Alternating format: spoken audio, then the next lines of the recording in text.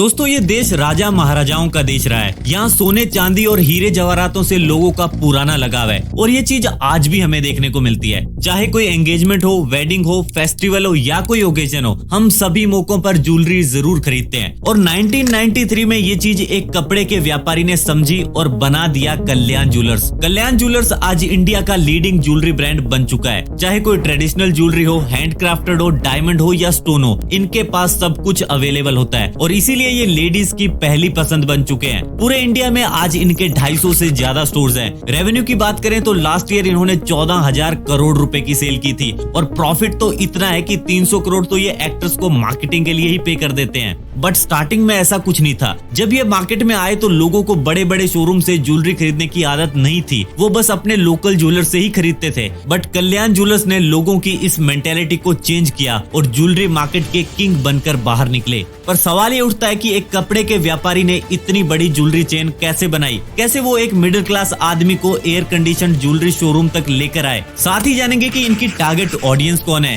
क्या इनकी ज्वेलरी वाकई महंगी होती है और कौन सी इनकी वो स्ट्रेटेजीज है जिनकी वजह से कल्याण ज्वेलर्स आज इतना बड़ा ब्रांड बन पाया है। तो ये सब कुछ आज की इस वीडियो में हम जानने वाले हैं।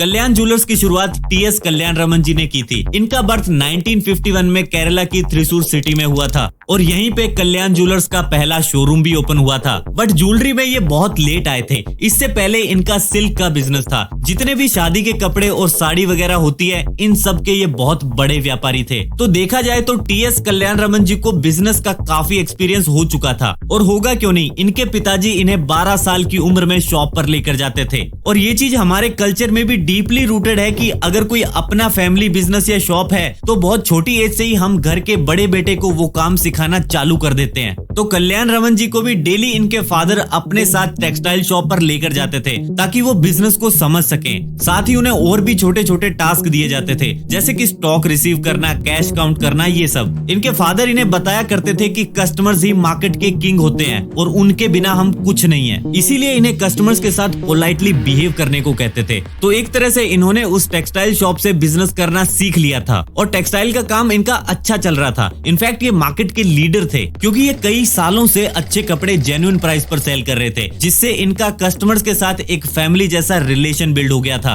अब इनके कपड़े मोस्टली शादी वगैरह में ही खरीदे जाते थे। तो कस्टमर्स का ये कहना होता था कि कपड़े तो आपकी शॉप से ले लिए, पर ज्वेलरी का क्या करें, कोई भरोसे वाला आदमी हो तो बताओ। फिर जब बहुत सारे कस्टमर सेम ही सवाल पूछने लगे तो टीएस कल्याण रमन जी ने सोचा कि क्यों ना अपना ज्वेलरी का एक स्टोर ओपन किया जाए। तो ऐसे 1993 में इन्होंने अपने ही शहर थ्रिसूर में कल्याण ज्वेलर्स का पहला स्टोर ओपन किया और उस टाइम भी इन्होंने इस एक स्टोर पर 75 लाख रुपए की इन्वेस्टमेंट की थी। बट ये डिसीजन इन्होंने कोई चाचा फूफा के कहने पर नहीं लिया था, बल्कि पूरी मार्केट रिसर्च करने के बाद लिया था। इन्होंने देखा कि इंडिया में ज्वेलरी सिर्फ एक एक्सेसरी नहीं है, ये हमारी कल्चरल और ट्रेडिशनल आइडेंटिटी है। यहाँ हर रीजन और हर कम्युनिटी का अपना यूनिक ज्वेलरी स्टाइल होता है। जैसे किसी कल्चर में टो रिंग्स का रिवाज है, किसी में नोज पिन्स पहनते हैं, तो कहीं बैंगल्स को ज्यादा इंपॉर्टेंस दी जाती है। यानी हर एक ज्वेलरी अपनी एक स्टोरी बयां कर रही है। इसीलिए ये कहा जा सकता है कि ज्वेलरी सिर्फ पैसे को शोकेस करने वाली आइटम नहीं है। कुछ लोग इससे अपने रूट्स और कल्चरल वैल्यूज को भी शोकेस करते हैं। और इंडिया में तो ज्वेलरी के बिना हर फेस्टिवल, हर सेलिब्रेशन अधूरा है। लाइक वेडिंग में तो ज्वेलरी इतनी जरूरी है कि हम हर साल 700 से 800 टन गोल्ड खरीद लेते हैं और ये गोल्ड मोस्टली ब्राइडल ज्वेलरी में यूज होता है। इसके अलावा कुछ लोग जनरेशंस तक गोल्ड और ज्वेलरी को प्रिजर्व करके रखते हैं और बाद में उसे नेक्स्ट जनरेशन को पास ऑन कर देते हैं। इससे उनकी फैमिली मेमोरी और सेंटिमेंटल वैल्यू प्रिजर्व रहती है। तो इन्हीं सब रीजंस की वजह से हम इंडियंस के लिए गोल्ड और ज्वेलरी बहुत इंपॉर्टेंट चीज बन गई है और इसीलिए कल्याण रमन जी ने भी इस मार्केट में घुसने के बारे में सोचा था। पर उस टाइम की ज्वेलरी मार्केट इतनी ऑर्गेनाइज नहीं थी। उस समय गोल्ड और ज्वेलरी के लिए हमें छोटी छोटी शॉप्स पर जाना पड़ता था, जहाँ ना तो कोई ऑथेंटिसिटी होती थी और ना ही कोई ओरिजिनल बिल। सब कुछ ट्रस्ट के बेस पर चलता था। साथ ही जो बड़े बड़े ज्वेलरी शोरूम्स हमें आज देखने को मिलते हैं, उस टाइम ऐसा कुछ नहीं था। छोटी छोटी लोकल शॉप्स होती थी जिनके पास बहुत ही लिमिटेड वैरायटीज देखने को मिलती थी। इसके अलावा क्रेडिट और ईएमआई सर्विसेज भी हर किसी को नहीं मिलती थी। इसीलिए कल्याण रमन जी ने मार्केट में कल्याण ज्वेलर्स को उतारा और एक साथ इन सभी प्रॉब्लम्स को सॉल्व कर दिया। इन्होंने बहुत ही बड़े और लग्जरी शोरूम्स बनाए जो फुल्ली एयर कंडीशन थे साथ ही इनके पास ज्वेलरी की वैरायटीज भी बहुत ज्यादा थी और उस टाइम ये मार्केट में पहले थे जो BIS यानी ब्यूरो ऑफ इंडियन स्टैंडर्ड्स के हॉलमार्क के साथ ज्वेलरी सेल कर रहे थे। इस हॉलमार्क को बेसिकली गोल्ड की क्वालिटी और प्राइसिंग को जेन्युइन रखने के लिए यूज किया जाता है।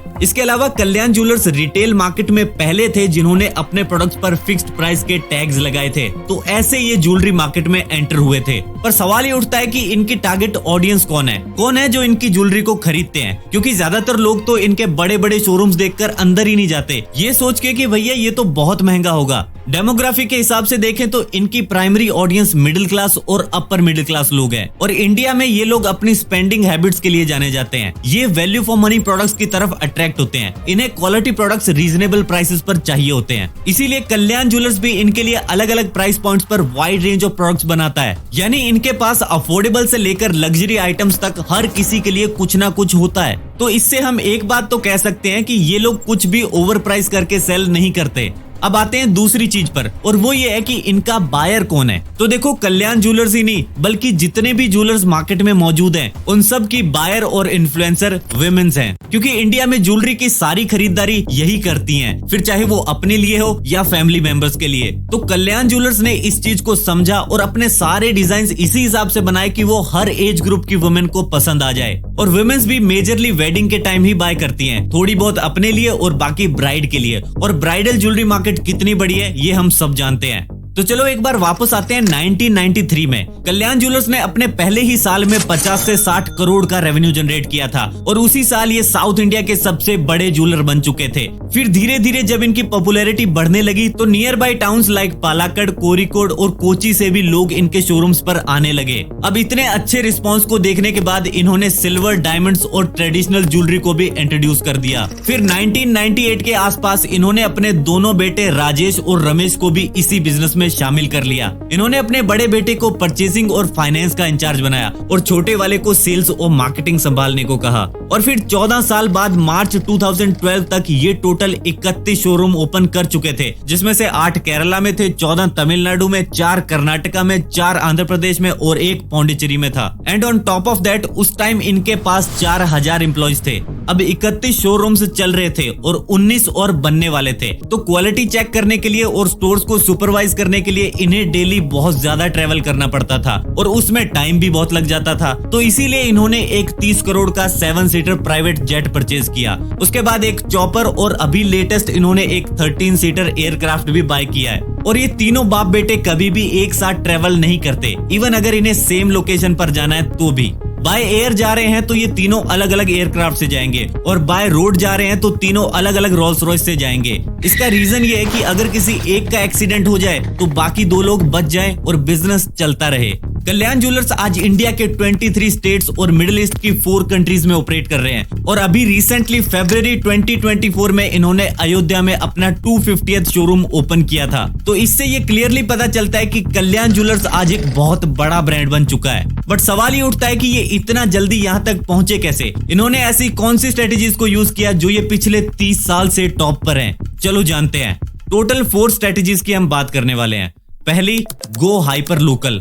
कल्याण ज्वेलर्स ने जब केरला के बाहर लाइक तेलंगाना, तमिलनाडु और आंध्र प्रदेश में एक्सपेंड करना शुरू किया तो इन्हें रियलाइज हुआ कि अगर लोकल लोगों तक पहुंचना है तो हाइपर लोकल स्ट्रेटेजी को यूज करना होगा, क्योंकि ज्वेलरी एक पर्सनल प्रोडक्ट है जिस वजह से डिजाइन को लेकर लोगों की प्रेफरेंसेस हर 100 किलोमीटर की रेंज में चेंज होती रहती है। इसीलिए कंज्यूमर्स और उनके कल्चर को समझना बहुत जरूरी हो जाता है और इन्होंने ये चीज समझी, तभी तो जो ज्वेलरी डिजाइन इनके सूरत के शोरूम पर मिलते हैं वो सेम डिजाइन आपको वडोदरा के शोरूम पर नहीं मिलते, क्योंकि दोनों जगह लोगों की पसंद अलग अलग है। पर फिर भी ये अर्बन इंडियन कम्युनिटी और लोकल पॉपुलेशन इन दोनों को ही बैलेंस करके चलते हैं और इसी वजह से आज ये मिडिल ईस्ट का लीडिंग ज्वेलरी ब्रांड बन चुका है। इसके बाद दूसरी स्ट्रेटेजी है सेलिब्रिटी एंडोर्समेंट्स। कल्याण ज्वेलर्स की ब्रांड बिल्डिंग में सेलिब्रिटी एंडोर्समेंट्स का बहुत बड़ा रोल है और इसका पता इस बात से चलता है कि इनके हर शोरूम की ओपनिंग पर कोई ना कोई सेलिब्रिटी जरूर आता है। जैसे कि नेशनल लेवल पर अगर देखें तो अमिताभ बच्चन इनके ब्रांड एम्बेसडर है। वो इसलिए क्योंकि इंडिया में लोग इनकी बहुत रिस्पेक्ट करते हैं। इनकी एक ट्रस्टवर्दी इमेज बनी हुई है जो कल्याण ज्वेलर्स की ब्रांड वैल्यू के साथ परफेक्टली अलाइन होती है। ये ओल्ड, मिडिल एज और यंगस्टर्स इन सभी कस्टमर्स का ट्रस्ट गेन कर पाते हैं। इसके बाद लोकल ऑडियंस से कनेक्ट करने के लिए ये रीजनल सेलिब्रिटी से एड्स करवाते हैं। फॉर एग्जांपल साउथ इंडिया में ये प्रभु, नागार्जुना और मंजू वारियर जैसे एक्टर्स के साथ कोलैबोरेट करते हैं और इस रीजनल अप्रोच की वजह से ही कल्याण ज्वेलर्स लोकल कस्टमर्स के सामने स्ट्रॉन्ग ब्रांड प्रेजेंस बिल्ड कर पाया है। तीसरी स्ट्रेटेजी है expanding the product portfolio. Kalyan jewellers के पास wide range of jewellery collection है, from traditional gold to diamond pieces to contemporary designs, they have everything. For example इनकी मुद्रा कलेक्शन उनके लिए है जिन्हें ट्रेडिशनल ब्राइडल ज्वेलरी चाहिए। फिर मॉडर्न और इंडिपेंडेंट वुमेन्स के लिए इनके पास डायमंड पीसेस की जिया कलेक्शन होती है। इसके बाद इंडियन हेरिटेज डिजाइन के लिए ये अनोखी कलेक्शन रखते हैं, यानी इनके पास हर किसी के लिए कुछ ना कुछ है, फिर चाहे आपकी एज, टेस्ट और बजट कुछ भी हो। इसके अलावा ये कस्टम ज्वेलरी भी बनाते हैं। इन्हें पता है कि ज्वेलरी कई बार एक डीप पर्सनल परचेज होता है, इसीलिए ये कस्टमर्स को ऑप्शंस देते हैं कि अगर वो चाहे तो अपनी प्रेफरेंस के हिसाब से भी ज्वेलरी को कस्टमाइज करवा सकते हैं। इससे ना सिर्फ कस्टमर एक्सपीरियंस एनहेंस होता है बल्कि ब्रांड और कस्टमर्स के बीच एक स्ट्रॉन्ग कनेक्शन भी बनता है। इसके बाद फोर्थ और फाइनल स्ट्रेटेजी है इनोवेटिव मार्केटिंग। कल्याण ज्वेलर्स अपनी मार्केटिंग के लिए ट्रेडिशनल और डिजिटल दोनों ही मोड्स यूज करता है। टीवी और प्रिंट एड्स तो ये बहुत पहले से कर रहे हैं और अभी की बात करें तो social media platforms like Facebook, Instagram और यूट्यूब पर भी इनकी काफी तगड़ी प्रेजेंस है, क्योंकि कंज्यूमर्स अब डिजिटल प्लेटफॉर्म्स पर मूव कर रहे हैं। इसके अलावा कल्याण ज्वेलर्स अपने एड कैंपेन्स में स्टोरी टेलिंग भी कमाल की करता है। इनके एड्स में सिर्फ वही स्टोरीज होती हैं जो इनकी टारगेट ऑडियंस से रेजोनेट करती है। एड्स में मोस्टली आप यही देखोगे कि या तो कोई ब्राइड अपनी वेडिंग ज्वेलरी चूज कर रही है या कोई फैमिली स्पेशल ओकेजन सेलिब्रेट कर रही है। इन स्टोरीज को कुछ इस तरह से डिजाइन किया जाता है कि कस्टमर के इमोशंस इवोक हो और ब्रांड और कस्टमर का एक कनेक्शन बिल्ड हो सके। तो इन्हीं सब स्ट्रेटेजीज की वजह से कल्याण ज्वेलर्स आज इतना बड़ा ब्रांड बन पाया है। तो दोस्तों आज की इस वीडियो में बस इतना ही। वीडियो पसंद आई हो तो लाइक और शेयर कर दीजिए। मैं मिलता हूं आपसे नेक्स्ट वीडियो में। धन्यवाद फॉर वॉचिंग।